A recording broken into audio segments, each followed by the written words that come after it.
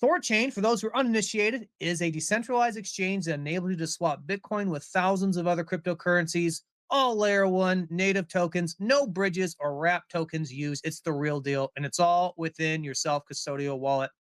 There's no KYC on THORChain. That means kill your customer. We do not do that. Let me make sure I get my co-host right. We don't do that. We don't like killing our customers. We love our customers. And it's also permissionless. THORChain's token is called RUNE. That is spelled R-U-N-E. You don't need to hold or buy RUNE in order to place a swap on THORChain. We don't like that. It's a good design decision by us. You can use it no matter what. However, the fees are deducted from your swap and are used to buy RUNE. And this RUNE is the yield that goes to liquidity pools and nodes. And there are no block rewards on THORChain. 100% of the yield is real. We also have another token called TCY, Tango Charlie Yankee. This is like a preferred stock, and 10% of the protocol's revenue goes to these token holders. If you deposited crypto into savers or took out a loan on THORChain, make sure to claim your TCY tokens. And if you're interested in this token, you can buy it as well. To swap on THORChain, go to swap.thorchain.org. One more time, swap.thorchain.org. And new features are going to be rolling out as well. So if you notice any bugs as well, it's kind of a new site. Please use that ticker to submit any bug reports. But so far, so good as far as I've heard. So use that interface, 0 affiliate fees. It's the best one there is, guys. Rajira is also building decentralized Binance on THORChain smart contract layer. It's being rolled out as we speak. And if you hold your RUNE on a centralized exchange like Binance, you need to withdraw into self-custody because they are using our tokens against us.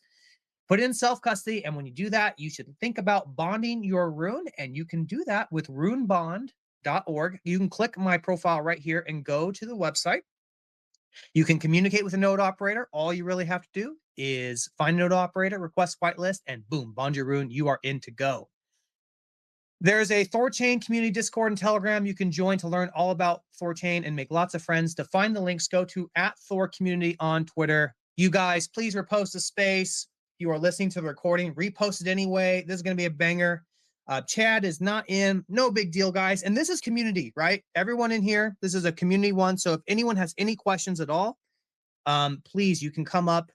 This is meant specifically for everyone here. You know, this is where we really do our community outreach. I think Saturdays have been relegated largely to, specific guests, specific topics. And so, it's not so open as it used to be.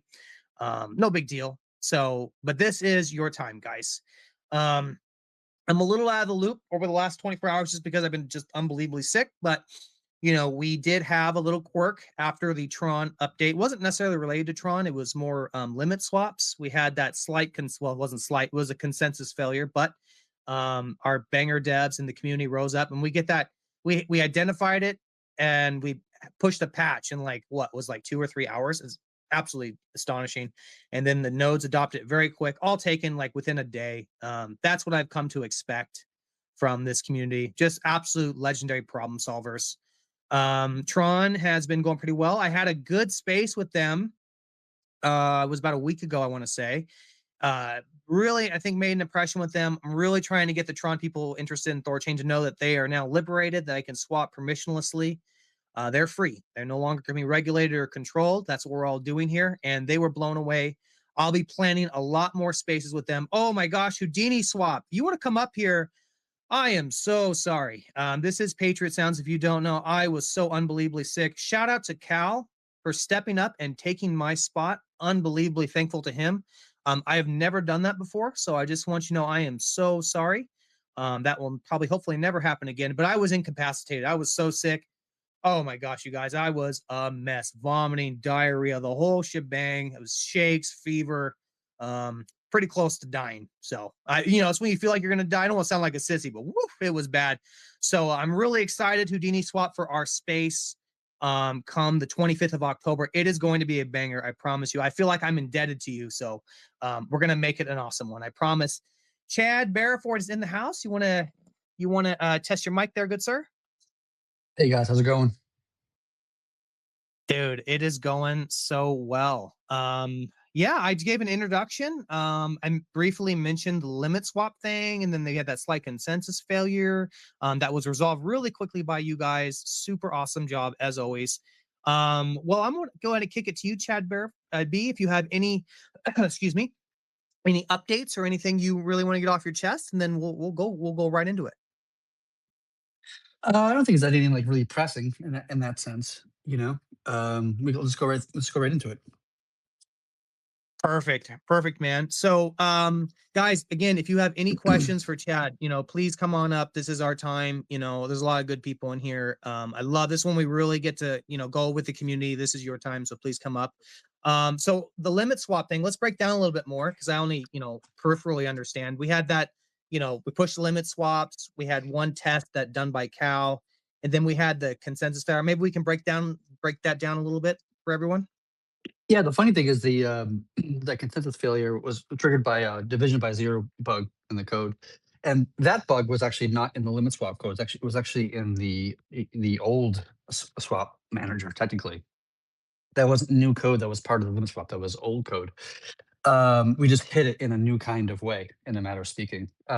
So that was kind of the interesting part of it. It wasn't that technically a bug in the limit swap code necessarily. It was just how we handled the old swap code, and we one of the swaps has kind of gotten to like a mangled state, if you want to call it that, and it just kind of got into a division by zero situation.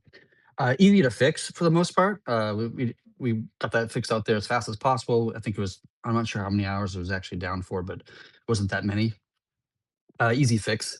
We haven't turned it back on yet because we kind of felt like there's other kind of issues on the protocol, but specifically around like Binance Smart Chain was having some. It's been having like a huge increase in transaction volume on that particular chain, which has caused some performance related issues for our nodes to keep on the tip of that chain. So we wanted to kind of focus on the stability of the network first before we start trying to like throw on top new features or whatever.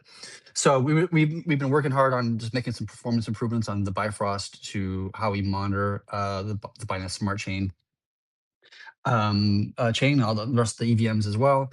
And Ursa pushed out a really nice change that really improved the performance of the EVM chain monitoring for Bifrost. So we're on the road of recovery there. We're just waiting for all the nodes to get this new performance improvement.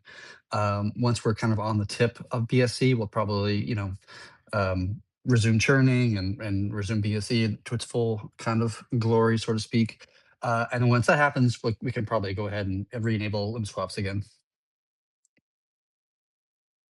Okay, perfect. So yeah, and like that's really cool because I know it was fixed super quick, that one consensus failure bug on, and it's funny as the old code, and that's one thing I talk about, guys, is there is it's so complicated. THORChain is a big beast, and you sometimes you just never know where things are going to crop their ugly head. Okay, so once we have the limit swaps going, and let's assume there is no bugs, right? It seems to work pretty good. That's always the Yep. hope. What would be the time frame for rapid swaps thereafter? I would usually put it about like maybe about like a month after. Like once we see a limit swap is like pretty good, I think like maybe I'm guesstimating like 30 days. Perfect. Perfect. Yeah. Cool. That's very exciting. And you have maybe let's talk about Solana a little bit. Do you know where that is at all? In terms of, getting that going? Yeah, we were just talking about this earlier today. The Solana code has been merged already into the Bifrost, which is good. What it requires, the next step is to kind of build a stage net with Solana and test it out. One of the kind of like interesting things here, a little bit oddities about this particular instance, is that I don't think a lot of validators will run their own Solana instance. They'll like hire some service provider to provide a Solana instance, just because Solana is like oddly expensive to run. Like I think you need like a terabyte of memory or something crazy like this, half a terabyte or a terabyte, whatever it is. So just the system resources required is quite expensive, and so it might make more economic sense to run it off of some service provider. So I think the idea that we were talking about earlier was that we'll run StageNet with a service provider.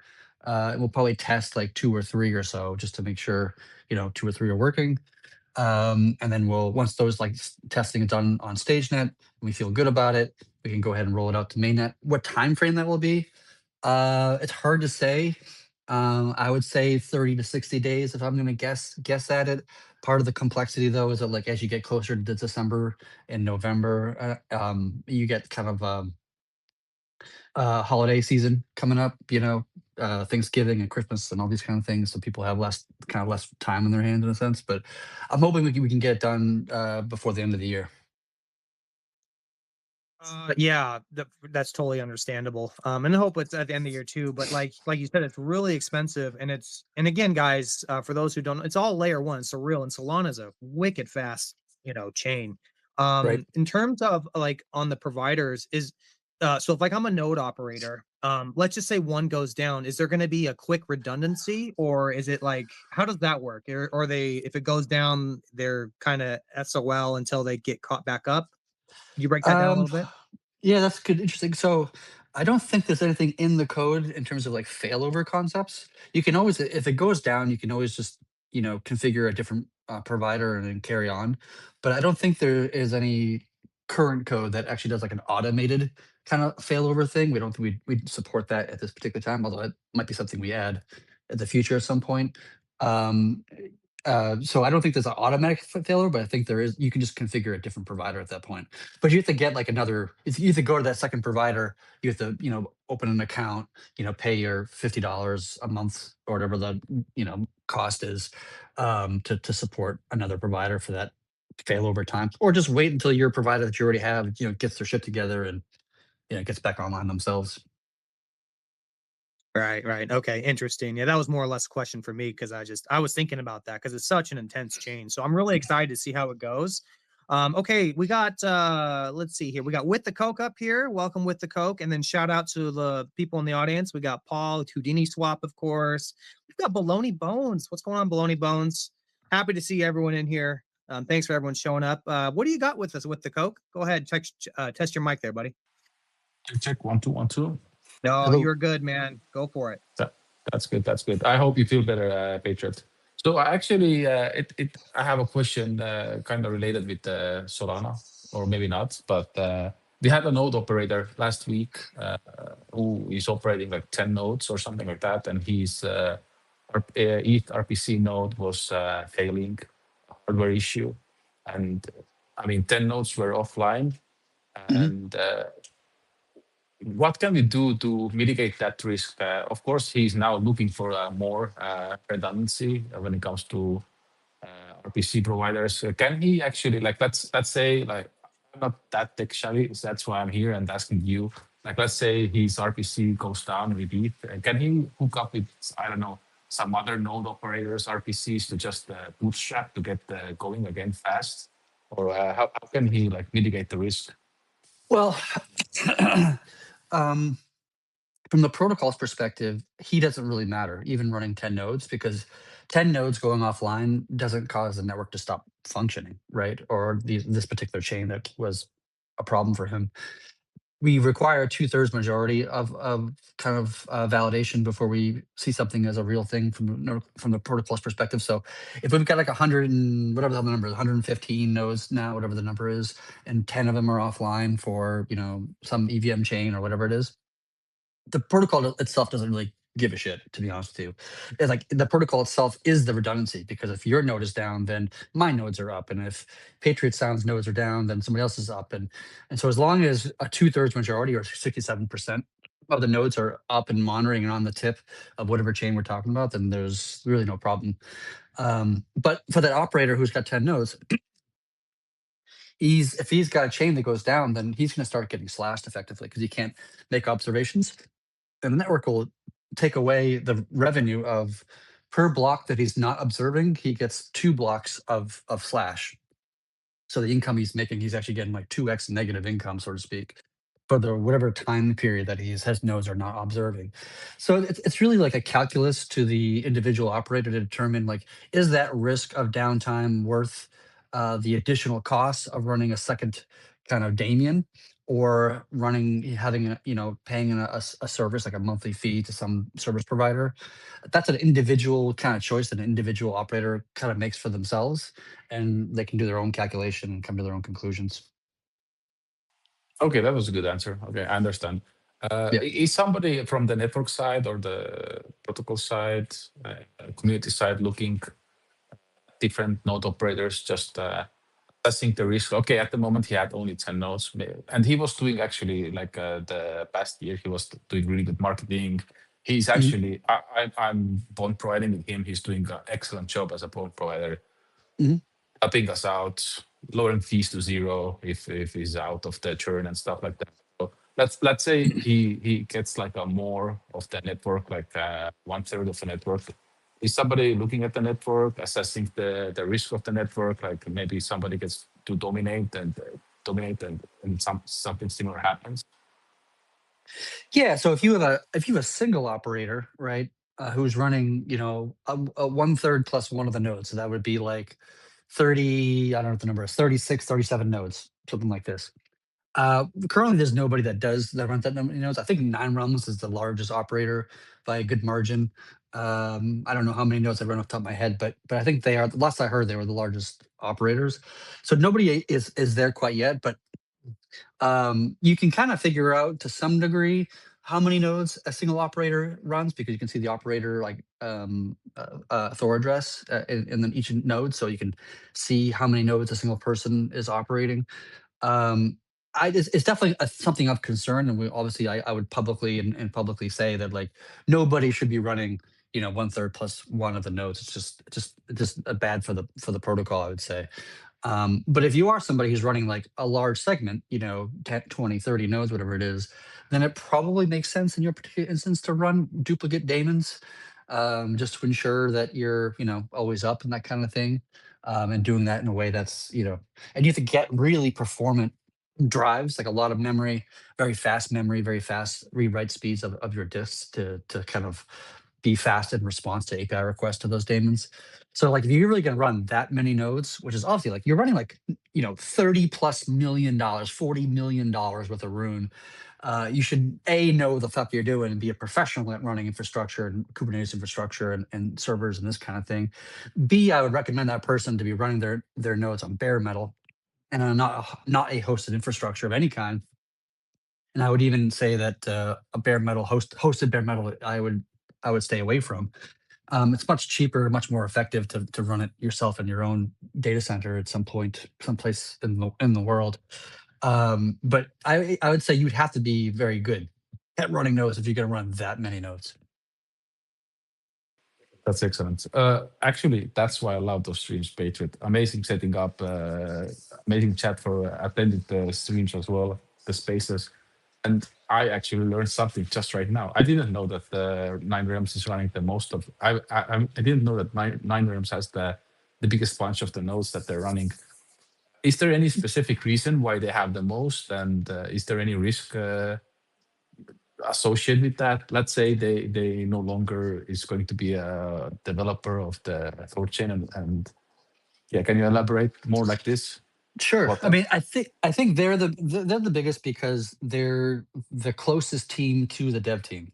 And I think that proximity to the original dev team is kind of a good advocate as an operator in a manner of speaking. I think that's primarily the reason why, more than any other reason that I can think of. Maybe they have connections or relationships with large scale investors into Rune. That's totally a reasonable reason why that might be. Um, Nine Realms obviously is highly aligned to the project. Outside of the core team, there's probably no group of people that are more highly aligned to the project in a sense. I think that's a pretty good reason unto itself. If the day came where they kind of like shut their doors, so to speak, and they wanted to not stop being node operators, I don't see that happening. I don't have any reason to believe that would happen, but hypothetically it did happen, then they would speak to myself and JP. They'd speak to maybe Kenton, another example, and other members of the community and say, hey, we got to unroll these 36 nodes. Who can we roll them to? And I think we actually have recently added a new feature into the protocol that was not really met with much fanfare because it's not really that big of a deal from a community perspective. But the ability to actually move your bond from one node to another one in a single transaction, rather than like unbonding and and like moving this and then like rebonding and like this kind of rigmarole, the kind of dance you have to do. So it's even easier to migrate people from one node to another if we needed to. So I'm not terribly worried about that scenario. You know, if that were to happen, like other people would step up and provide the infrastructure to support that many nodes. So who owns the bonded runes? Is it Nine Realm, or is it the treasury? Is it the protocol? I think it's a mixture. I don't know. I mean, I'm not a part of the Nine Realms team myself, and I'm not part of their, like, I'm not in their Discord or their Slack, whatever it is. So I don't really have an answer to your question. What I've gathered from like secondary hearing is that it's some of it's Nine Realms, some of it's investors, some of it might be from the Treasury as well. I don't really know, but I think it's a mixture of things. Amazing. Okay, that's interesting. That's interesting. Learning something about THORChain every day. I'm trying to learn. I'm trying to learn as much as possible. You know, Yeah, I'm like keep asking questions, man. Keep I'm asking community. questions. I'm community member. There is like we always have those tough situations like since the January, and it always like exposes like the new angles of the protocol. As a like a patriot, as a believer of like a decentralized swaps, I think it's crucial for the decentralized crypto. A lot of people don't understand. They Yep. cruciate us. They don't understand. Just wanna bully us. But it's like Bitcoin back in days. Like everybody used to bully Bitcoin. Like, oh, it's bad for bad for everything. Yeah, but it's Right. actually not. It gives Yeah. us freedom. Yeah, I agree. And I appreciate these are good questions to ask, by the way. So keep asking. Like I think we've always strived to be as transparent as we can. The only time we withhold information from the community is when it's puts the protocol at risk. You know, like for example, if somebody tells us about an exploit on the protocol, we don't make that public information for obvious reasons. We want to patch whatever that bug is, whatever. But for like 99% of the time, we try to be as transparent as possible. That's partially why we actually even moved like all the dev discussion off of private channels. Like we don't even really have a private channel anymore between like me and the rest of the devs. Like everything we say for the most part is in Discord at this point. I can't think of anything off the top of my head. We haven't had like a private channel for like a long time now that I can recall at least. So we try to be as public as we can and transparent as we can with the community on all things. Yeah, it's amazing. It's amazing. And like let's say somebody wants to dive deeper about the nine realms and the bonded rune that they have. Where can they start to look into it? See the agreements between the different companies, different identities, because clearly there is some kind of deals made, and it's Uh, supposed to be decentralized network. So you yeah, want to dive deep and I don't. make like I'm not aware of like deals made or whatever. Like to be honest, I'm not that close to Nine Realms where I'm apprised to individual deals being made or not made. Like I actually don't even know the answer to your question. But if you want to know the answer to that question, like I would reach out to the Nine Realms team, to like somebody like Simon or Randy who are high up within the Nine Realms hierarchy, and they can kind of answer the questions to what they think is right within the context of Nine Realms perspective. yeah. The only reason why I love the protocol. I love what we do. I love the team. I love the Patriot, Kate Canton, everybody. And I think where we kind of maybe didn't deliver as a protocol as a whole as good as we should was the onboarding of Rujira. The ADR that wasn't Mhm. that clear. The Rujira team had they had like the idea that they were onboarded with certain deals, and kind of JP closed the deal behalf of the network. So that's why I'm asking that. Sure. Yeah, yeah. To be honest, I wasn't even involved with the project at that particular time, so I I don't know, even I know. know. But these are fine. Like these are reasonable questions to ask, and feel free to sorry, I don't have an answer for you, but you feel free to ask JP or Ruji or Nine Realms, whoever you think is the best to answer those kinds of questions, and they'll do the best they can to answer them. But I don't think I have the answer for you. Yeah, I know. Okay, that's all from me. I'll keep recording the space, and I'll let somebody else to take lead. Sure. Yeah. Thanks with the Coke. And yeah, this is an open floor. People who are just coming in right now, anyone come up and ask questions. We love that. And yes, with the Coke, I am feeling slightly better today. I'm actually a little nervous because I've got so many tissue boxes on my desk here. I'm thinking, and it's right by a window. Like someone looks in, they're going to think I'm a chronic consumer of pornography or something. I don't know, but I'm not feeling very glamorous today. But you know, I think I'm okay. So you know, I'll live. Um, it was bad, you guys. It was bad. Man, yeah, you know, had well, yeah, it's a little gross. I don't know if I'm gonna get into it. Maybe I won't. I'm gonna leave that alone. But man, it was that was pretty low for me, I gotta say. Yeah. Okay. All right, guys. So yeah, let's see here. We got that. Okay. All right, so Solana. So for those who know Solana, hopefully within 2 months, but then again, December, that's coming up holiday season. That might get kicked back a little bit. Do we got anything? I know I saw on Ruggiero. That's why I really want Ruggiero devs in here too, right? They looks like they're getting really moving on lending. They found a really interesting novel solution. Like how are you up to date with the Ruggiero devs at all? What they're building over there? How's that communication looking? I used to be. We used to have like a weekly meeting between me and them, and I haven't been in those meetings for I don't know, maybe like a month or so. You know, they're on their kind of like own path in a sense, and I obviously encourage them, and I'm here to support them in any way, any reasonable way I can, with any kind of changes to the base protocol, whatever. But I've been trying to spend most of my time focused on what I'm trying to get done, which is limit swaps and rapid swaps and minimalist and other kind of major features downstream, just so I can get these things shipped and guys in a good status. Like I don't want to be, leading them in any kind of way. I want them to be their own kind of team. And I'm here to support them. If they ever need anything from me, I'm like readily available to them. But I'm not trying to keep my finger on their pulse because I have my own roadmap to worry about. Oh yeah, of course. And with the advancements now, they can pretty much ship their own thing right now. So they are kind of pushing their own destiny right now. But Yeah, looking which is really great. Like exciting. it's Yeah. much more efficient and faster for them to do that. Like if I had to be a part of their process and at every step of the way, I probably would just slow it down to some degree.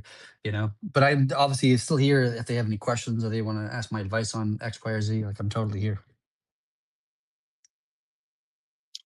Yeah, absolutely. Okay, let's talk about the what's the word I'm looking for? Optimizations. Thank you. Thank you, brain. The optimizations of THORChain. We've talked about in the past, it's been a little bit. We talked about 2-second block times, making optimizations, with the inner workings of THORChain Bifrost. Is that still a ways away, or how's that looking? Yeah, we were pushing the whole 2-second block times for a while. We had the code done. It actually got merged and then it got unmerged for reasons. So it's been kind of like a 1 foot in, 1 foot out kind of thing. The push for it largely was to make the app layer faster, more than anything else. For like, it's really good to have fast block times for like perpetuals, for example, for like hyper fast like trading. I think what we kind of settled on was that there was talk about creating kind of like an optimized kind of second node that can give you like intra block or like inside of one block the state of the network, in a matter of speaking. So you could trade with that secondary kind of like you could kind of call it like an L2, but it's not technically an L2. It's kind of this weird kind of middle ground thing, rather than making changes to the protocol itself. Because if you reduce the block time to 2 seconds on THORChain, it's more complicated than it sounds because there's a lot of like functionality of the protocol that's based upon how many blocks. Like take churn for example. Like churns every I think like I forget how many blocks it is, but it's basically close to like 3 days. And if you were to go from 6 second blocks to 2 second blocks, you go to like 1 day churns. So you need to change like all the memirs that are relative to block time. And there's always like an opportunity to get that wrong or miss one. And that could create unusual or unexpected behavior, which could cause some problems, or like some bugs or, some sort of issues. And on top of that, like as the faster your block times get in general, the more unstable a blockchain is because it's a lot easier to kind of miss a block or whatever it is. So there's this kind of like an interesting debate of like there's more stability of the base protocol at 6 seconds than would be at 2 seconds, I would think. And that's the reason why I'm a little bit hesitant on the 2 second block time thing. It's still there. We could do it if we wanted to do it, but this doesn't seem like to be like a strong drive for that within the dev community. I think we're more interested in doing functionality or adding features that would be more indicative to like a higher volume to the protocol, like rapid swaps, like limit swaps, like memoless, like adding more chains and like doing intents or something like this to kind of create a lot more volume in the protocol rather than like just faster block times. Does that make sense? Yeah, it does. Does it also make sense? Like, because I understand going from 6 seconds to 2 seconds, that's kind of a big jump. If we were a little apprehensive, does it make sense at all? Maybe just go from like 6 seconds to 5 seconds, then to 4, like to gradually step down. Would that make Um, sense? Or I think that would be even more difficult in some ways, as odd as that sounds. Well, the dev that worked on this, he was actually part of the Strangelove team. That would be a better question for him than me, to be honest. He's much more in the weeds in this particular aspect of the stack than I am. But I would think it's like it doesn't really matter if you go to 6 to 5 or 6 to 2. Whatever the bug is that creates the potential bug that exists that would cause some sort of like problem would exhibit itself at either place. Although maybe it's more the bug would be more extreme at 2 seconds than would be 5. It's hard to know. We'd all be just be kind of making our best guess, to be honest with you. We wouldn't really definitively know the answer to that question. But I think that dev would probably give you probably a deeper and better answer to that question than I'm capable of doing. yeah, it totally makes sense. And well, like the way that THORChain works, like the average is 6 seconds. That's not like set in stone, right? So like if Yeah. like heavy throughput, it can be longer than that. So can the optimizations on THORChain just make the block time quicker, just in lieu of the fact that it's more optimized, and we're not changing any or is 6 seconds like the minimum, if you know what I'm saying? Um, I don't think there's necessarily a minimum. It just the tendency is that we create a block every 6 seconds, you know. But the funny thing is, like once you go into rapid swaps territory where you can execute like large trades in a single block in theory, the need for 2 second blocks kind of goes down, right? Because you don't need to wait, um, you know, um, 5 minutes to do a larger trade or whatever it is. You can do it theoretically in a single block or maybe a couple blocks, whatever. So whether it's 6 second block or 2 second blocks, it probably wouldn't matter as much. So it goes back to the thing of like, if we do get 2 second blocks, like what is the actual value back to the protocol? Like what is the benefit that we get as a protocol by doing so? And I think most of the benefit really goes towards the app layer than it does to the base layer. And I think the base layer kind of might take a hit in some ways because it might be a little less stable in that scenario, you know. But then again, there's like new things being done in the Cosmos world. There's a new kind of like consensus layer that's being built. I forget the name of it. Um, what the hell's the name of that thing? I don't think I remember what it was. Where there's like they're doing like something a lot like the transaction per second has been like it's like increasing by like 50x or something crazy like this. I don't know the exact number. I'm trying to remember, but so there's like opportunities in the future too with a kind of a restructuring of the base Cosmos chain that could make things more efficient. There's like work being done that could be valuable into the future. I just think for right now, going to 2 seconds wouldn't generate that much benefit to the protocol. I think it's much more beneficial to focus on major features like limit swaps, for example, and rapid swaps, because I think that's gonna measurably and meaningfully increase the volume and capital efficiency of the protocol than just going down 2 seconds. Yeah, I think I agree with that for sure. With the Coke, go ahead. You got your hand up. Yeah, Chad mentioned volume twice. That's what I like to hear. Like for exactly what Chad said, like getting the block time down from 6 to 2, it is good for the app layer, but necessarily it doesn't improve the volume for the THORChain. Right. And I guess it's like a question or like for example, rapid swap is an excellent idea to improve the network. Again, we used to have 200 million volume per day, and now we're kind of leveling about 20 million. And rapid swaps is only useful when we have a lot of volume. Then we can like have those swaps done in a one block. But if you don't have a lot of volume, the rapid swap doesn't help us that much. So Well, I'm not sure what if it I'd agree with you on that because um, rapid swaps should, in effect, should create like a pairing between an R bot and somebody doing some sort of swap, right? yeah And instead of that swap taking, let's call it like 30 seconds, it takes like 6 seconds, right? A single block. That means that the ARB is arbing that transaction, in 1/5 or 1/6, whatever the number is, um, time, which means that they can get their capital back out faster, go through a centralized exchange to move the funds back to the other side so they can, arb that other side again. And so they can just do that a lot faster. So it should just make arbs a lot faster in theory, so that things get traded faster. Arbs can get their capital back into the system as fast as possible without having to wait, 30 seconds or whatever the hell the number might be. So it just makes the kind of pools a lot like stickier in terms of like the pool price a lot stickier, which should mean that that gives us better price execution. And by that standard, it might increase, volume in that sense. But we don't really know that. This is a reasonable guess that I'm making. This is what I think might happen. Whether I'm right or wrong, we'll find out, over the next like 3 months or 6 months or so. But I think it's, even though our volume isn't 200 million a day like it was, during the bull market or whatever, I still think this feature will be meaningful and add a good value to the protocol. yeah, of course, I would say it's the feature. Of course, it's helpful. It's somewhat breaking near, and the chain flip doesn't have it.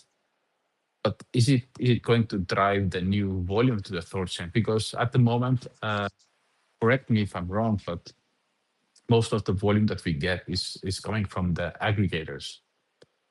And Yeah, that's right. A good chunk of them are coming from the aggregators. That's true. But when you have a pool that's stickier, you get better price execution. So whereas when you have an arbitrage bot that is kind of arbitraging passively, so they have to push the pool price to an incorrect price in a matter of speaking, and then start arbitraging. Like that can create kind of slightly worse quotes, or actually in some cases that can create slightly better quotes depending upon which direction the pool is being pushed. But when the pool price is a bit stickier because you have proactive arbs instead of reactive arbs, that should create more volume. Is it going to be like 100% more volume? Yeah, probably not. It's not going to be like that much, but it should, in my opinion, should create more volume because it's just more capital efficient. yeah, but when we had like a 1 basis point price for the swaps, I didn't see like getting all the volume from chain flip and near. So Well, why we that? went up to we were like at 80% dominance when we did that, right? Like when we put it to 25 bips, I think we sank to I think it was like 30 or 40% dominance in the market, something like this, if I remember correctly. There's a dashboard that shows this. I think it's on Rune Tools, Rune.tools, whatever that one is, the dashboard is. But when we Okay. switched it to one bip, we kind of went up to like 80% dominance. So, you know, quoting price obviously it does have an effect on, aggregators like SwapKit, for example. So you do get more volume, and I think we did see that relative to the rest of the market. Do we get a lot? We didn't get a lot of fees collected, obviously, because 1 bips is not that much fee collection and fees. But that's why we're doing this whole experimentation around like changing the fee model from 1 bip to 5 bip to 10 to 15 to 25, and we're just kind of like collecting data and information so that we can all make a much more informed decision about what the best is for the protocol, rather than everybody having their personal theories. We can have actual raw data, to Yeah, I better understand. inform us. Yeah, I get you where you're coming from. I think I don't know exactly, was it the end of the September or was it the middle of the September when we had the 1 basis point? But I remember I was like a hawk looking the charts. I was looking the THORChain.net. I was looking the Mhm. chain flip. I was looking the Dunes dashboard for the near. Yep. And what I saw was that we didn't take the majority of the aggregated swaps to our side. I'm not sure if I'm missing something out. Maybe the cow will give us a report afterwards. Yeah, But Kyle's gonna be doing that. He's the one that's kind of running this test, and he's been collecting the data, and he'll do he'll give a report yeah, to the yeah, community whenever he's done. But if you go to like rune.tool/dominant, that's I think that's Kyle's actually. He's the one that built this dashboard, I believe. And then there's a little market dominance thing um, in this kind of view of the world, so to speak. You can get it doesn't really show you in this chart like what the BIP fee was at any particular time. I think there's another one. If you go to I'm going to mispronunciate this, but yeah. I rainalytics.net know. is another Yeah. one. Yep. Yep. That Well, one's I got was some really good. interesting because I was looking. I was looking and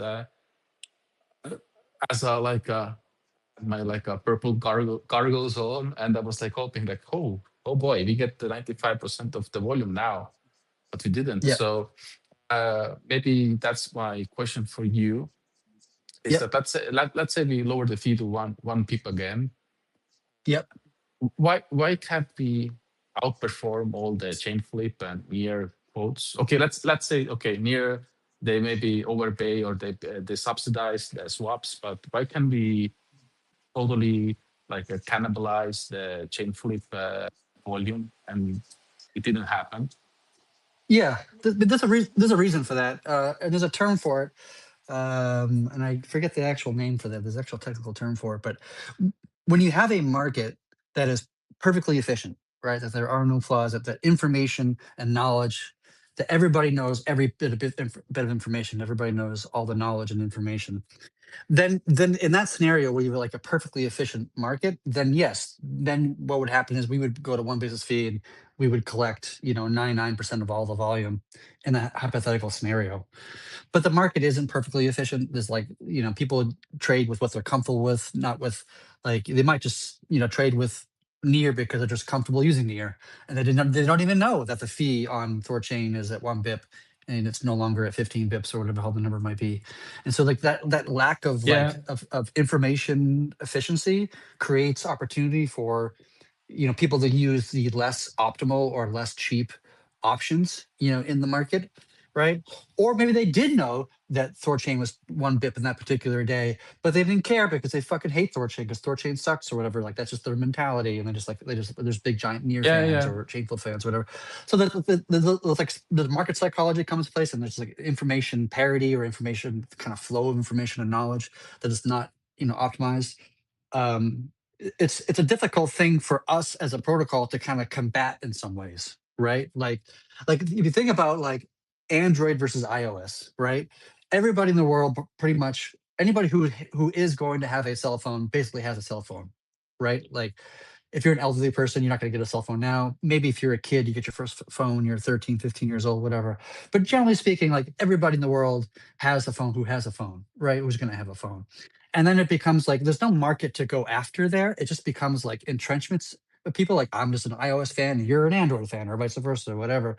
And then it becomes like the entire kind of marketing system of Android and iOS is just about parity with the other people, the other things. So like whenever Apple launches a new feature or Android launches a new feature, Apple will copy them or Android will copy Apple because you're just trying to like maintain like feature parity with each other. Like Apple just announced a new phone where they have this new like center stage, selfie camera that can do landscape and portrait, and it auto flips in both directions, which is a really neat feature. And like I will almost guarantee you right now that like the next Android phone will just literally rip that feature out. And Apple's done the same thing with like colorized home screens, right? That was totally an Android thing. Apple just copied it in iOS 17 or 16, whatever the hell the version was. It's like a yeah. common thing to happen. I totally agree. I totally agree where you're going with your discussion. But the thing is that the most volume comes through aggregators. So the aggregators are not like Android or Apple fanboys who will decide on emotions. It's if anything Yeah. goes through aggregators, So it's just pure math. So why didn't we get majority of the volume? Well, Or Oleg do, just jumped on just jumped on stage, and maybe he has a better and more deeper answer than I can give you. yeah, let's go. Hey everyone, hey Chad, hey Hey, with the Coke. Yeah, I don't have much time and I don't have data readily available to share, but I just want to bring a little bit of color of what I know. And yeah, so a couple of things. Why wouldn't THORChain dominate and take all the volume from the other providers when it drops to 1 bips? A couple of reasons. First of all, near intense is at 1 bip. So the competition might be hard in a market, and it might not stay that way for forever, but I think it actually might be even less than 1 bip. I think they take really a very small fraction. So yes, it is currently being subsidized, but that's the reality of it, where THORChain at 1 bip is competing with near intense that is currently at 1 bips and also subsidizes partially some of the gas fees, especially on the more expensive chains like Tron. So that's one thing. Second thing, from my perspective, there aren't that many partners that have both THORChain and Near Intense. From what we've seen, and I don't know if everyone knows me, I work at SwapKit and we drive a lot of volume to both THORChain and the Near ecosystem. And we actually, I can only think of Trust Wallet and THORSwap, which have sort of THORChain and Near competing for every quote. So the asset overlap there. Another thing that I can think of is for the past month, to be honest, the market has just been pretty hot with a lot of volume. So a lot of the volume going to near intense is actually coming from chains or assets that THORChain does not support. So Solana and Tron, we've seen a lot of traction for those. So I know Tron just launched. Solana, I know is still in the plans. So likely they will catch up there, but that's also one of the contributing factor of why Near maintained such high volumes during the 1 basis point period. Also, I can notice on Ledger, we did notice that we were getting a lot more volume. And this is a provider that currently only have an integration with THORChain and for CrushChain, mostly centralized providers. And we did see a massive uptick. So that means, just to give an example, that means THORChain took volume from Changely. You can't see that into dashboards because Changely is private and centralized, and they don't publish their volume numbers. So it might not be apparent, but in that regard, I just know from looking at month over month and just knowing how much of the share of the ledger swapping volume THORChain had, that THORChain definitely increased in share a lot when it was at 1 bip. And the final point I want to give is that even regardless of the fee that THORChain charges at the protocol level, it still only outputs one single price point. That's because of its liquidity model. There are 2 assets in the pool, they give a single price, and that's it. On intense-based protocol or even other protocols, there can be multiple prices at one time, at one point in time, basically. So that completely skews the results. And regardless of the price or the protocol fee that THORChain wants to charge, if its pool is imbalanced or if multiple prices exist on the market, they can kind of beat THORChain both ways. So those are kind of the reason why I would think THORChain, even at 1 bips, just because of its current liquidity model, it won't dominate everything.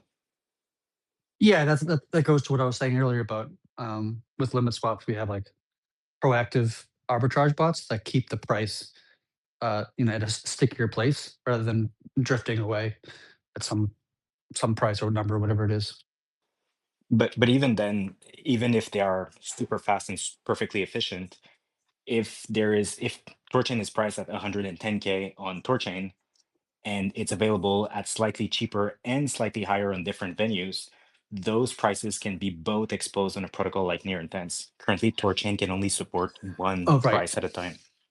right. No, that's true. That's true. That's why we've been talking about adding intents to the protocol, mainly for the long tail assets, not so much for the Bitcoin. But there wouldn't be any limitations on that to limit to only those non-pool assets. Hey, Yeah, Oleg, thank you, thanks for Oleg, for that insight. I have a question about the intents because intents went from like 20 million daily, like a high side of the volume to 100, to 80, and then now pacing out at 40 million. So does the intent, near intent only use like a swap kit as a provider, or they have their own other I don't know, front ends where they accumulate the volume, because it is quite high to go from 20 to 40. It's because at the moment THORChain is at 20, the chain flip is at 20, and now all of the blue near intent went to 40 million per Yeah, I day. don't I don't want to distract too much from the THORChain space. So just the position near is really much a competitor in terms of it's a different protocol than THORChain, and it's a we can say competitor or complementary, depending on where you sit. And for the recent rise, I think it is mostly due to Zcash, which near intent support, and I think it's been a pretty hot asset right now. So yeah, that I think that explains the very recent surge in volume on near intents. But I'll leave it to more THORChain centric topics. Oh, Yeah, I mean, okay. When you we have when you check the Zcash, it's only 4 million. So it cannot go from 20 to 40, because from the Toon dashboard, because you can see it's like 4 million per day or even less, like 1.9. But yeah the ZE. I'm looking at the near intense dashboard right now on Doom, and it's ZEC is at about 4 million in the last 24 hours of their volume. So it's almost doing the same amount of volume as Bitcoin for them, or even Ethereum. Like Ethereum, Bitcoin, ZEC, Sol, and BNB are almost all at the same ratio. Like it's at like 9.8, 9.7, 9.2, 8.6, and 7.5 in terms of volume. Well, like stables is like basically almost half their volume is from stables.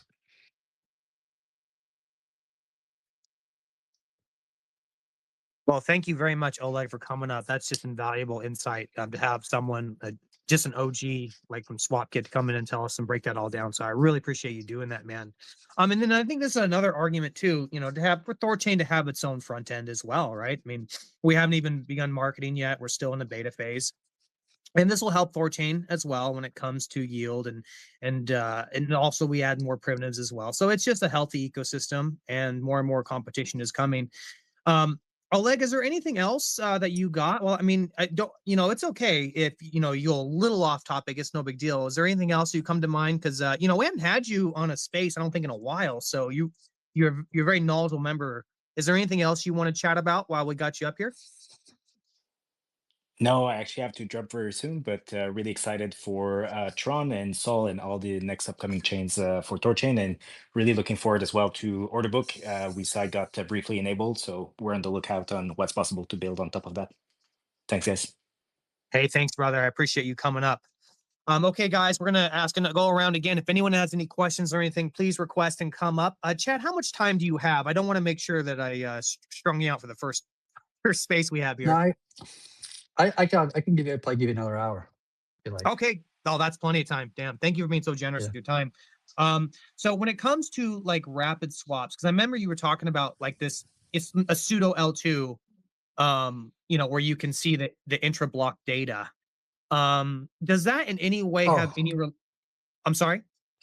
that's not really relating to rapid swaps, to be honest. That's more like an Right. abstraction layer for the app layer to use for hyper fast, trading or whatever. To give you like kind of like similar to like Hyperliquid has very fast, like experience from a UI um from a UX perspective.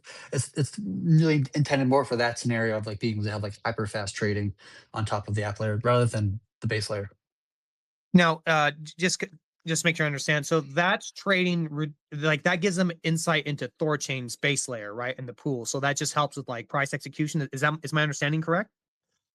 I think it's more complicated than that. I think a lot of that is going into I would presume they're not going too much into the base layer in that scenario. They're more just like trading within the app layer itself and the other transactions within the app layer.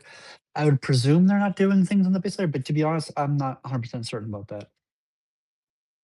Okay, interesting. That clears up in my brain. Awesome. Yes. Okay, so we got that. Also, okay, when we were talking about the node operators here, we're talking about infrastructure. And I'm sorry, I've got such a foggy brain right now.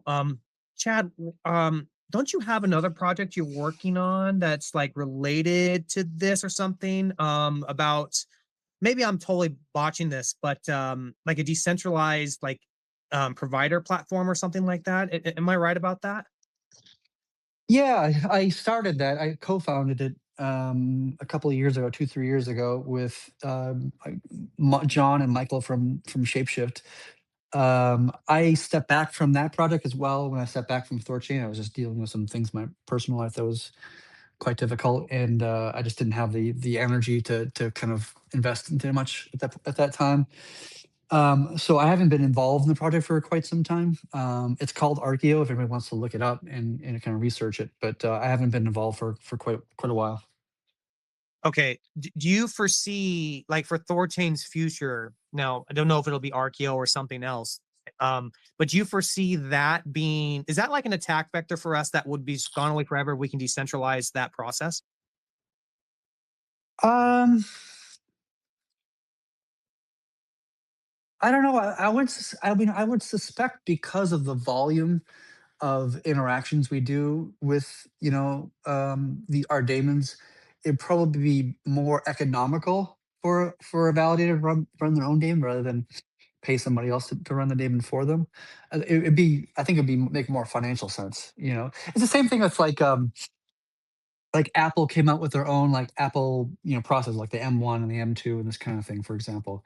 Like they produce so many phones that it became economical, it made economic sense for them to produce their own chips rather than pay, Intel or TSMC, whatever it is, to produce their chips for them.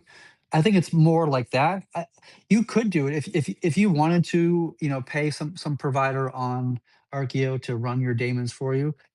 On paper, you could. That's totally a viable and possible choice. Whether people do that or not is more of an individual choice by each individual validator. If it was me, I think I wouldn't do it personally. I think I would just run my own infrastructure, just because I like to maintain control, so that I know everything's copacetic. And if there's a problem, I can go ahead and fix it. And if I want redundancy, I can do that. Blah blah blah.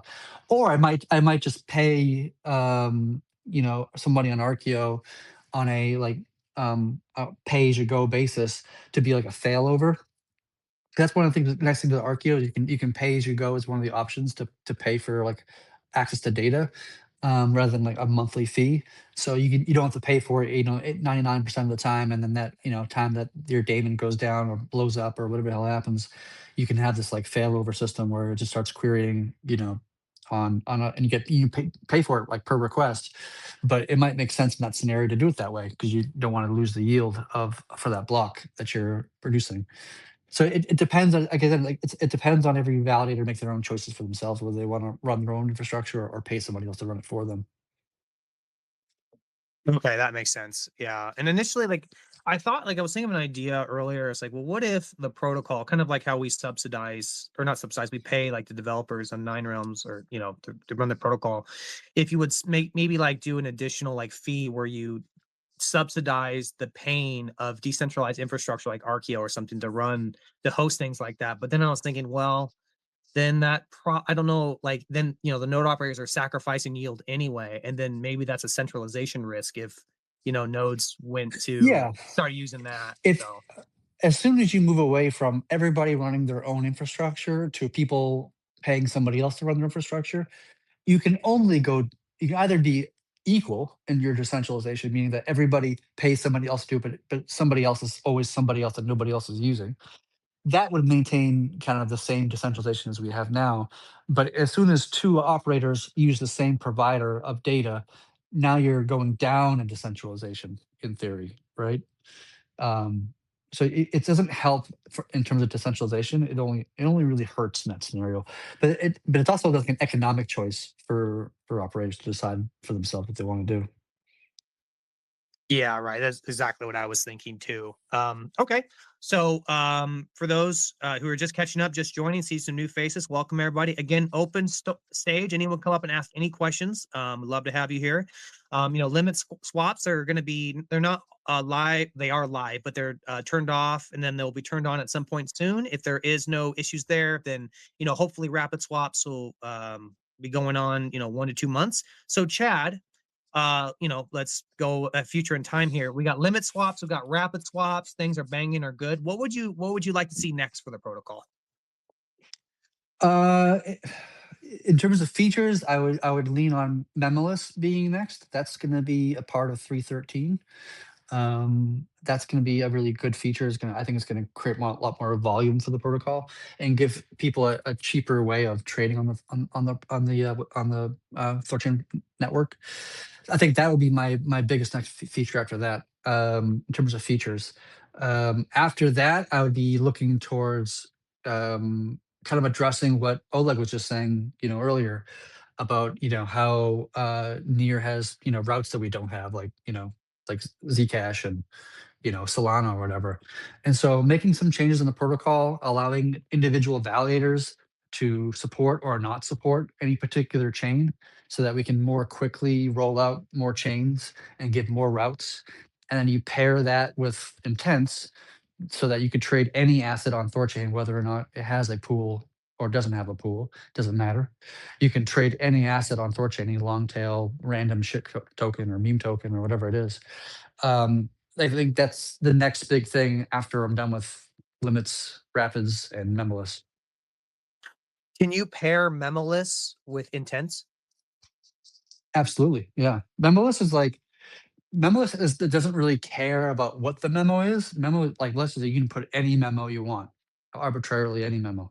So it doesn't have to be a swap. It could be an add liquidity if you really wanted it to be, right? It could be anything. But yes, it could totally do intents with Memoless as well. So you could provide some random shit token and ask somebody to buy that token off you for Bitcoin, and you put in, how many Bitcoin you want to get out of it in a range of it between A and B. And A and B theoretically could be the same number if you really wanted to be. I don't think you would want to do that, but you could if you wanted to. Yeah, but you could use Memoless for that as well.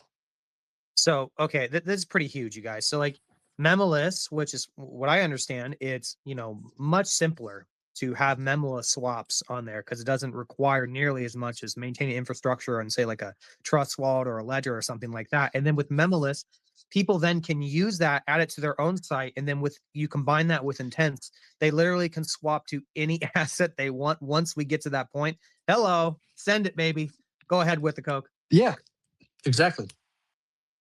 So with the intents, it does the intents only support the tokens of the tokens that we have as a blockchain, like ETH, all the ETH tokens, or because when I look at the near intents, they have a lot of different blockchains supported. So does the intents support blockchains, or they support the tokens that we have already connected with? Yeah, good question. Yeah, so intents can only support assets that are on chains that we support. So we have however many chains today. What is it, 10 or 12 or whatever the number is? Any token on those chains intents can trade with. You can't just trade some random token like something on the SUI network, for example. Like, we don't support SUI yet. So we couldn't do intent on the SUI network until we added the SUI blockchain to our network. So we would basically try to rush through, not rush, but we would try to add a bunch of chains like SUI, for example, or Zcash or whatever. And we would create the gas asset pool, which we always do. The treasury would probably put in like, $100,000 per chain or something like this to kind of kick it off in a sense, give it some immediate liquidity. And then any chain on the SUI network would then be any asset on the SUI network would then be available to be traded on THORChain, whether it has a pool or doesn't have a pool. Yeah, because I noticed that the near intents, they have a lot of different chains that they support. So are they just doing through one validator, or the entire blockchain supports? And what's the approach for THORChain? Are we going to have like a single node that supports Zcash, or we always adopt Uh, like a whole network supporting the Zcash? I'm not sure how near intents work. To be honest, I've never even done a deep dive into its like nitty gritty of how it functions. I just never bothered because I'm focusing on what we're doing. But for us, I think the intent is that we would, the team would build a new chain client for, Solana or Sui or, whatever, Zcash, whatever it is. We would get that code merged into the Bifrost and release that code out to the community. And then an operator or series of operators would run that particular chain, just go ahead and broadcast a transaction saying, hey, I'm going to support Zcash, let's just call it, right? And then once we have a basic number of nodes, I think the number will probably be 4. That's typically BFT requires is 4 nodes. And then you can add liquidity to the pool. We'll probably create a cap on that, so that if you only got like 4 nodes that are validating a particular chain, the maximum liquidity is like 100,000 RUNE or 50,000 RUNE, whatever the number is going to be per node.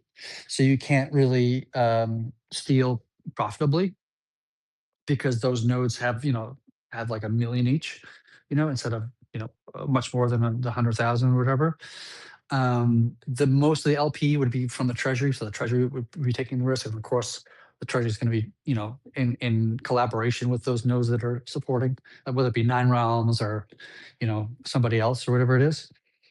And then we would create like solvencies, external solvencies, like Soda Labs is working with a protocol. They're kind of like doing THORSec like work, and they would create kind of solvency checkers just to verify on top of those 4 nodes or 5 nodes or 6 nodes, whatever it is, to validate that the pools are solid or whatever and valid, whatever. But like in terms of like theft, like the only thing you can steal out of that pool really is the RUNE that's in the pool. You can't steal more than what's in it. And ARBs can't ARB the pool if there's no tokens to ARB, right? Like if you fake tokens into the network, some fake Zcash tokens, for example, you can't send them out so the ARBs can ARB. So you only actually can get stolen as much RUNE as in the pool. And with that, having a cap on liquidity of those kind of lower security kind of chains, you really can't get that much RUNE going in those things to make it profitable to steal, because we can always just rug the RUNE from the bond of those validators, in a sense, right? And to be honest, we're not going to see a huge amount of like liquidity added for a lot of these kind of long tail chains anyway. Obviously, we see a lot of liquidity for like Bitcoin and Ethereum, but we're not going to see a fuck ton of liquidity, like hundreds of $1 million come in of liquidity on some random kind of long tail chain anyway. I don't think it really matters. Did I answer your question? Hopefully I did. Yeah, I guess so. Because at the moment they're running a deal that everybody has to support all the chains that the THORChain is taking on board. But in the future, we are just going to have like, hey, those 4 nodes are just going to have this X client for the chain running, and they will manage all those swaps from that chain, right? It wouldn't be that clean, like in the sense of like, we're going to designate these 4 nodes or 5 nodes or whatever the number is. It's more like these 4 nodes are probably going to be used as like the starter nodes, right, of any particular chain. As we add more chains, it gets more and more complicated as an operator to support that many chains, right? There's more opportunity for bugs or issues, or the other chain to either halt or collapse or whatever. Like it's not easy to run a lot of daemons for a lot of different chains. And as you add more and more chains, it gets more and more difficult to do so. But those 4 nodes or 5 nodes or whatever might start the chain of like Zcash or whatever. But then anybody in the network, any other validator in the network, can say like, I really like to support Zcash. I'm going to go ahead and download the Helm chart and just like start it up and then join in. And by joining in, by the way, you get the liquidity and the volume being traded on that chain. So there's going to be like an interesting balance that nodes you're going to have to look at and say like, well, how much fees are being collected on this chain, like Zcash, for example? How many nodes are sharing in the fees being collected on that chain? And does it make economic sense for me to add my node in that? Like, would I make a lot of money if I added support for Zcash, or I would make barely nothing? And that will be like an economic choice that individual operators are just going to have to choose. But by sharding, like kind of like who gets to secure which chains, just makes it more validator focused and allows us to scale easier to have more chains. Like, because if we told every validator that you have to run every fucking chain, the more chains we add, the more difficult that becomes for validators, right? The more work, the more infrastructure they're going to need, the more this, the more that. And giving them an ability to choose what they want to participate and what they don't want to participate in, I think just creates more of a kind of free market solution to how much security we want to provide for chain A versus chain B based upon what the market tells us we should provide for that. If that makes Yep, yep. sense. Exactly, it makes perfect sense. It will make, like, let's say at the moment CCAS is super hot. A lot of nodes would Yeah. maybe opt in to have the daemon for the CCAS, and maybe like 3 weeks later, there's not a lot of volume. It dies down, and then maybe people shut down because it doesn't make sense. It requires a lot of computing power. So Yeah. I am a bond provider, and let's say my node operator opts into, I don't know, support X chain, and he decides to steal the money. And Yeah. what I've noticed as a bond provider is that when the slashes happen, I lose out of the income, the revenue, but I never get slashed as like I don't lose any bond that I have put up. Is there a Right. possibility to lose my bond as well? So I might. Yes. Yeah. Yeah. So there's two concepts of like slashing within THORChain. One is like slash points, right? And so you kind of like earn points during this churn, like during this, like since the last churn, you earn points just by just doing what you're supposed to do. And you get slash points, meaning like you get less points by doing something you're not supposed to do. Like for example, not observing or being offline or like whatever, right? Something like this. If an event occurs where a transaction is observed on the outbound, like 10 Bitcoin was just taken out of, like, it was a transaction was signed and sent for 10 Bitcoin, but there was no like request for that 10 Bitcoin to be signed. Like the protocol didn't say, hey, send this 10, it just kind of fucking disappeared on its own. The network would observe that 10 Bitcoin left, and then they would get slashed their bond, not their points, but they would get slashed their bond. I think it's 1.5x the value of the Bitcoin. I haven't looked in that code in a long time. It used to be 3x, and I think we went down to 1x or 1.5x, something like this. So like you would lose your bond in that scenario. You just never see it because like it almost never happens in the protocol's history. Like, and every time it has happened, it's because of some bug in the system rather than somebody actually like signing a transaction and sending out illicit funds or whatever, and funds that aren't intended to actually leave. Usually it's been a bug there's some bug in the system that just kind of exposed that situation. But yes, slash points are different. That slashes your rewards. Slashing your bond happens when you remove assets from the network illegitimately. Thanks for that. Thanks for that answer. Yeah, I was always Oh, wondering. and there's two more ways, just for like interesting. There's two more ways to lose your bond. One would be to running two validators at the same time with the same private key, which has happened one time in the past where somebody had a backup server that they accidentally ran. So they had the primary server and the backup server running the same private keys, and what we call double signing the blockchain, which is not a good thing in proof of stake network. So they burnt a ton of RUNE because they didn't realize what was happening. They lost like 100,000 RUNE or 300,000 RUNE, something crazy like this. So you can lose your bond by that method. And then the other way you can lose your bond is if you're trying to churn into the network and you're fucking up that churn, like you're not being a part of the keygen, or you're boarding the keygen or whatever it is, because you have no slash points to slash because you're outside of the network, you're trying to get in, you're not in it, the network will just slash your bond instead. That way, if somebody kind of leaves up some node maliciously, like would just slash their bond, slash their bond, slash their bond. And eventually, if it lives up long enough, they would just like their bond would go to basically zero, or at least at a low enough point where they wouldn't be selected to be churned in anymore. Dude, nice. I love this. I love this that you make this extra effort just to make sure you cover all the bases. Thank you so much. Yep. Yep. It took Yeah, a and long time to design this protocol. It's so fucking complicated, but we've put a lot of effort and thought into every nuance and theoretical scenario to make sure we handle it the most logical way possible.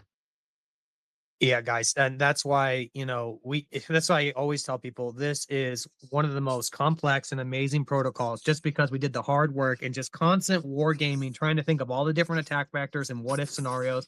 And that's why THORChain is just robust it is today, because we think ahead. So kudos to not only the devs, but everyone out there, because everyone's contributed in some way. I did have a question with the discussion between you with the Coke. Okay, let's say that we go to the system where each node can choose what asset they're going to support. And by the way, sorry, Scott, we have a speaker up there. I'll get to you in just a second, Scott. But let's say, for example, we have Atom, right? Like, or Gaia chain that like it hard forks every 16 seconds, and the nodes are sick of it, right? They don't want to support it anymore. So what would happen theoretically? I don't think this would happen, but just to go to the theoretical edge case, nodes basically drop all support for a chain. What would happen to the assets inside the pool? How would it churn? Would it not be able to churn? What would happen there?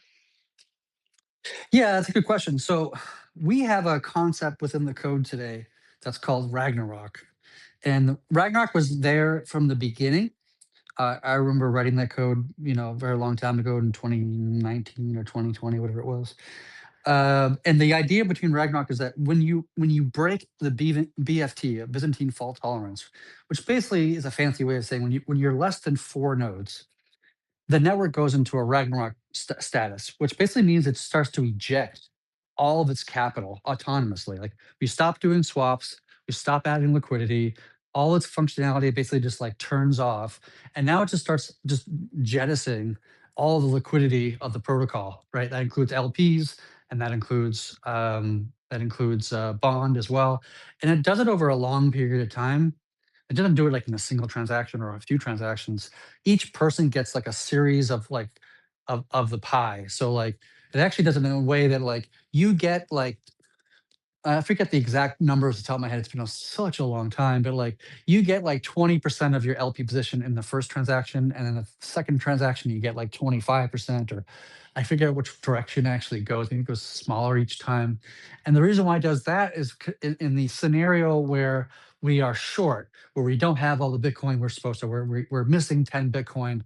We kind of that doing it that way means that like we kind of democratize the losses in that scenario, that one guy doesn't get the 10 Bitcoin that he's owed, that rather than everybody gets a little bit less than what they're owed, just to kind of democratize the loss. So that's one of the features we'd have to actually change as part of this is that we have to change it so that Ragnarok can happen on a per chain basis. Right now it happens protocol basis. And we've done this live on the protocol when we kind of killed single chain chaosnet back in 2021. We actually executed the Ragnarok protocol and it watched it as it, started to eject over days all of its liquidity to every LP and bond and everything out there. But we have to make a change as part of this code change to support Ragnarok in just an individual chain. And in that scenario, it would, pause swaps or like not allow any new ones to come in at least. You wouldn't add more liquidity. It would probably kill off any intents that are like remaining to be open and just refund them if it can. And then it was to start all the LPs or just get their LP back, through a series of transactions. And then you wouldn't be able to like trade on it, and then we wouldn't be bothered to churn it anymore because we don't have enough validators to do the churn, you know? Right. Okay. So, perfect. So it automatically goes to Ragnarok. Now, the reason why additionally I brought this up, a nuance here though, is if you have a pool, and let's say the app layer, they have secured assets that are redeemable by said pool. If it gets Ragnarok, then they're pretty much Yep. stuck with a secured asset, right? Yes, that's a good question. I haven't thought about it, to be honest at this point. That's a good question to arise. We have to figure out how to do that because we're probably going to have like a Ragnarok call that the base protocol can call into the app layer and say, hey, you have these secured assets in your smart contract, like these, we'll just call it Tron assets, whatever it is. And we're Ragnaroking this chain because we lost consensus and we don't have enough nodes to continue it. And then we have to like get the app layer to do its own Ragnarok, right? Like of refunds or whatever it's got to do to do its work. Do you know what I mean? But that's going to be a complicated thing to do, and it's something I'm gonna have to work with the app layer on that. Ruji team. Yeah. Yeah. Yeah. That's It's interesting. a great question. It's a great question though. Yeah. Yeah. I just, we add layers of complexity with the app layer. So, yeah, that's cool. Yeah. That's what I've always been thinking about for a while. It's just like how that all works. But, yeah. So, I hope that provides clarity, you guys. Unfortunately, Scott dropped. I was just going to get to him. Sorry about that, Scott, or maybe you rugged. I don't know. But if you're in the audience, you can request. I'll get you quickly. But I wanted to really make sure we hammered that home because if when we're approaching something juicy, I want to make sure that we flesh out before we change topics here. Um, Yep. okay. Let's see here. Yeah, guys. So I think it's a pretty dope space, if I may say so myself. I mean, you guys got to imagine with Memoless and then Intents coming. I mean, at that point, we're gonna have the THORChain our own interface, right? But then people can once you have like a Memoless swap, like a memoless interface generator, which basically empowers people to have it on their own website. I mean, then THORChain basically spreads everywhere, right? Which has kind of always been the desire. So I'm very, very excited for the future, guys. So I hope you guys are getting excited because I'm getting excited. It takes a long time when you're dealing with something as complicated as THORChain to really think of all the ins and outs, but we are getting there. So, and then I didn't even mention the app layer in that. The app layer is a whole other thing. And then, you have all these point of sale devices being built on top of our infrastructure. Hello, let's go. Yeah, Um, absolutely. yeah, man. Okay. Be interesting. They're like once we have Memless out there, um, we can create like an iframe or like a widget where other websites can embed into their website like our swapping kind of functionality. Do you know what I mean? And they can embed their own affiliate on there, and they can add 5 basis points, whatever it is. So like any website could build a swapping UI within their somewebsite.com, and then get a kickback for it just by copying and pasting some code and just throwing it into the browser. Like it would be so minimal amount of work for the integrator to do it. It'd literally be a copy and paste with a couple configurations, and they could have support layer one swaps on their website, whatever that is. Right. Exactly. Sorry. Exactly. And this gets me really excited because this is in line with the ethos of, I'm sorry, I'm coughing. In line with the ethos of THORChain becoming the infrastructure everywhere. I've always believed in that ethos, and we're there because we're basically uh I don't like democratizing. We're making the power of THORChain ubiquitous, and Mhm. anyone can use it. And the simpler we make that, the better, right? And then people can. I think if you're a business and if customers use your swapping interface, you can give them perks as well related to the business. So there's just so many second, third, and fourth tiers of this. Let's go. Yeah, absolutely. I'm going to give another call out to the audience, guys. If you have any questions whatsoever, please come up, request. This is your time. Thank you with the Coke for allowing me to blow my nose and cough off the mic here. I appreciate that. Otherwise, it'd been a very annoying space. Um, Perfect. Okay. Yeah, I think I've went through my list here, Chad. I can't really think of anything else. It's a really bullish future, I think. Of course, I'm biased, but I'm Yeah. shamelessly biased. If after Memolist, do you have any other ideas? After Memoless, we're doing Memoless inbound, outbound, and internal. So it's like a three-parter to that one. I'm hoping all three will be done in 313. That's my goal at least. Which is the next release after the one we're currently trying to cut right now. And then after that, it's just I think I'm going to be start focusing um, on this kind of opt-in security model for chains and getting intents going. It should be I'm not sure. I feel like it's going to be a fairly easy feature to implement, but I feel like I'm going to be eating my words later. It's going to get more complicated than I thought, but I'm expecting that will be done. I don't know, probably by the end of the year.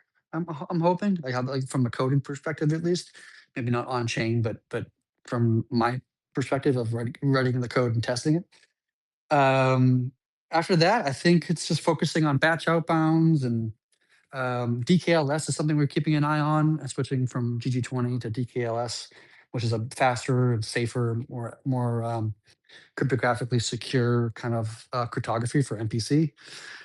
Keeping an eye on that. We're waiting on something called identifiable aborts, which none of the current libraries support that right now, unfortunately, which kind of sucks. But we've been talking to different teams to get them to implement it on our behalf so we can get it done.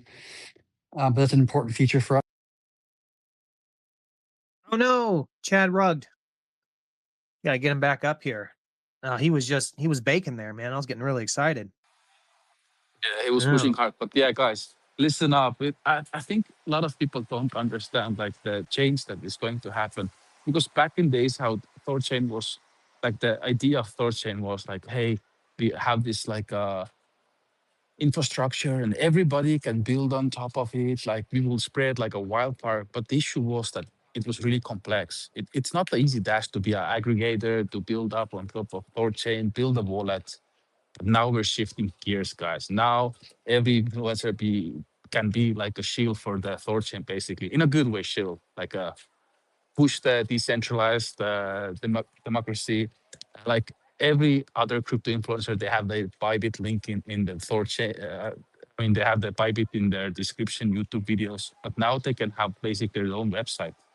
And it's going to be as almost as easy as having a Bybit link there. So it's a game changer. Heck yeah. Hey, Chad, I think you're back up. You want to test your mic? Yeah, sorry about that. I don't know what the hell happened. Just Yeah, me neither, got dude. booted off the stage for some reason. It rugged you hard. That was like the biggest bitch slap I've ever seen when it comes to rugging. It was immediate. It didn't even, you weren't even getting the robotic voice. It was saying you're done. But you were just talking about DKLS. You want to leave our go and continue from there? Yeah, I was just saying that DKLS is one of the things like I think we're interested in doing. It wouldn't be like a big feature in the context of like liquidity or capital efficiency or volume. I think that it's just about security. But in theory, we should be able to reduce our Asgard sets from like 6 Asgards per churn. I think we could probably go down to a single Asgard. So we have one giant vault, which with that comes like a bunch of changes to the protocol that we can kind of like, we can start like ripping shit out we don't necessarily need anymore, right? Like for example, we have the effective max bond, which I think is like right now like around like 1 million room, whatever it is. And we have it there in part because we don't want vaults to be wildly different from each other in terms of security. We want them to be as reasonably level to each other as possible for a handful of reasons. But if we can get rid of that effective max bond because we only have one vault anyway, it doesn't matter anymore. Then like a single node can, instead of running 5 different nodes or 30 different nodes, whatever the hell the number might be, they can just run one single node and have a 30 million bonded in that scenario instead of having 1 million bonded per node. So like a handful of things we can kind of like, a lot of code we can kind of rip out, which makes me excited because we can like remove a lot of complexity from the protocol, which is nice. But yeah, there's lots of things happening. I'm most excited about the limit swaps, rabbit swaps, and Nemalist. Those are the things that I'm like in the immediate future, at least in my book. And then the long tail chains and assets. That's the second part. After that, we're just more focusing on like DKLS and other features that aren't really good for volume, but they're good for security or improving code quality or maintainability or something like this. One thing I think I'll mention, because I addressed this point many spaces ago. I think maybe there might be some people in the audience who think, okay, well, if you went to one Asgard vault, is that more risk because it's like one big honeypot instead of like multiple Asgard vaults? And the answer to that, I don't want to save a little time here, so we'll come to then, is no, it does not add a layer of complexity. In fact, I think, Chad, would it not actually help with decentralization? Because if you went to one node with 30 million rune, right? They're only doing one sign. They're not running multiple of the same nodes. So it actually helps. Right. Like from a threshold signatures GG20 cryptography mentality, every individual participant has equal kind of share of the key, the private key, so to speak. So whether you have 30 million rune or 1 million rune or 300,000 rune.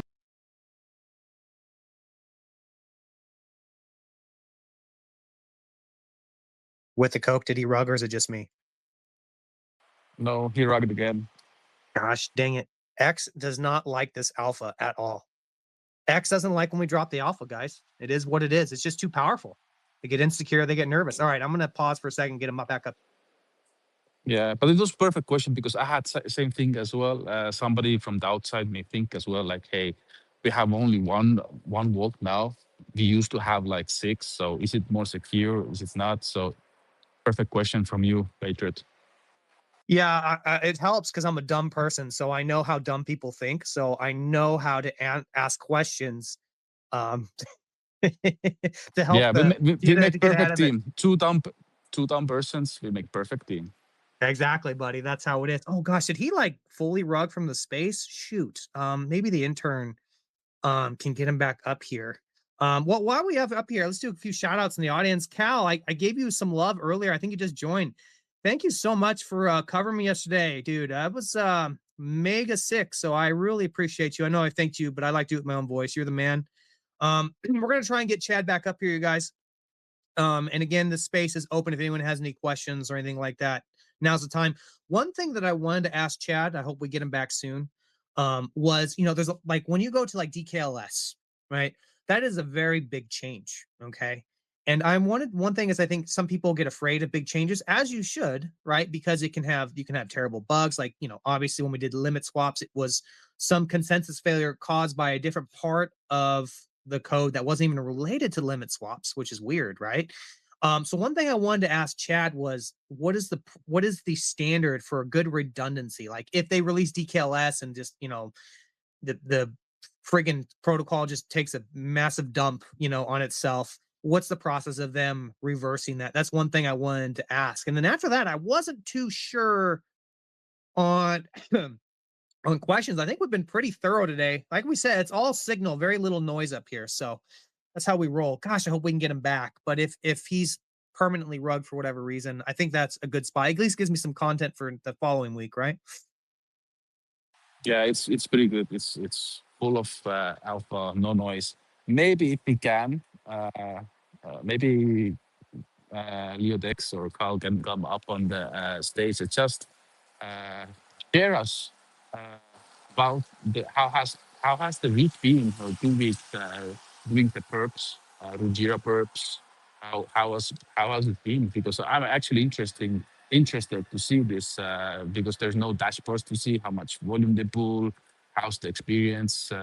Because the idea is to have a lot of Leo Dexes that have the Ruggira perps in as the underlying protocol. So let's hear from the mouth of the first one.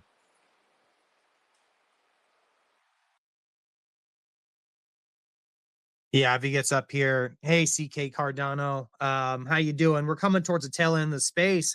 What's going on, man? What you got for us? Yeah, man. Well, thank you so much for having me up here, bro. I really just wanted to jump up here for a second to shout out what THORChain's building, what RUNE's building, what Leo Dex is building, what Maya Protocol is building. Because, man, I really believe that the future of freedom for the people is in these decentralized freedom liquidity pools. For real, for real. Think about this, man. When we talk about, oh, DeFi is so small, Wall Street's like $100 trillion and we're only so small. But think about this. The 1% owns 99% of Wall Street. So if you really think about what we need to have cooking in DeFi to create a robust, decentralized global freedom liquidity network is a couple of $1 billion called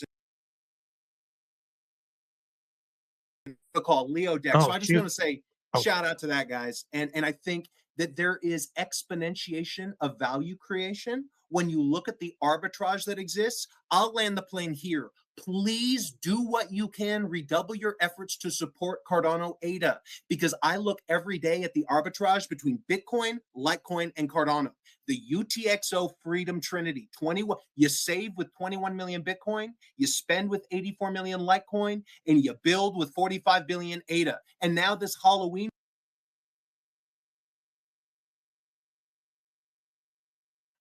Dude, continue. midnight's That was coming totally my on. bad. No worries, bro. No worries. I'll land the plane there. So again, it's hard cap supply assets, bro. Because look, even land of the free, the powers that be coming after our people and our money, right? So I am so grateful that Litecoin just celebrated 14 years of uptime, and I'm grateful for my Litecoin bags. But you know what? I want to be able to use THORChain to get some of that arbitrage from my Litecoin and my Bitcoin. And I want to connect my Cardano, guys. Because, dude, we got midnight coming, Halloween. We got Bitcoin DeFi unlocking. You know, we have one-click lending and borrowing already with Bitcoin DeFi on Cardano, and that's only getting faster. So I'm already having those conversations about how can we integrate THORChain into like Cardano and Bitcoin DeFi infra. That to me is the long game, guys. Because honestly, with love and respect, it isn't about America or Nepal or Argentina. It's about us all. So thank you, THORChain. Thank you, Leodex, Maya Protocol. Keep building, guys. You are the hope that I see for all of us. Trust your gut, the grand unified UTXO theory. Again, I'll land the plane on this. We save with 21 million Bitcoin. We spend with 84 million Litecoin. We build with 45 billion ADA, and we be with 24 billion Night. And my friends and family out there with Doge, with Zcash, with DashPay, guess what those are? UTXO-based assets. So they fit under the grand unified UTXO theory umbrella, guys. Even Caspa, guys. I don't hold any of it, but it's UTXO-based, has a hard cap supply. Freedom. Let's get it. Very cool, man. And yeah, I didn't mean to mute you. Someone requested and then they unrequested, and so it's superimposed and then the mute button. So I feel like a dick, but that perfectly said, man. And yeah, love it, dude. Absolutely. What you said about Cardano. Okay. Sorry, my voice is starting. I'm starting to get cough more. Not a good sign. Leodex, Cal, is that you? Welcome to the thing, man. What I think with the Coke wanted to know how the perp dex is going, and I do as well. How's that going, man? Hey, yeah, thanks for having me. It's been fun to listen to you guys. Yeah, the Perpdex stuff has been really fun. It's been an interesting journey to integrate. Took us a few weeks of just kind of being super deep in the trenches. I know I got a few XDMs that people saw. We got a little quieter, and it really was just us kind of in the trenches getting everything working. Um, so far I'm very happy with it. Many people may not actually know this, but there actually isn't the ability to earn affiliate fees for UIs for Ruggiero perps at the moment.